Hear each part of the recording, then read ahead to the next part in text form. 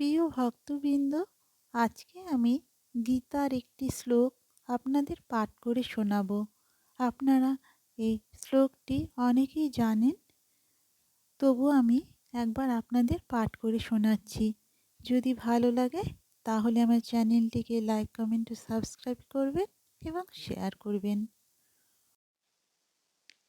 যদা যদা হি ধর্মস্য গ্লানির্ভবতি ভারত অভ্যুত্থাनं ধর্মস্য তদাত্মাनं সৃজাম্যহम् পরিত্রাণায় সাধূনাং বিনাশায় চ দুষ্কৃতम् ধর্ম সংস্থাপনার্থায় সম্ভবামি যুগে যুগে।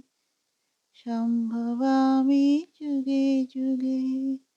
সম্ভবামি যুগে যুগে।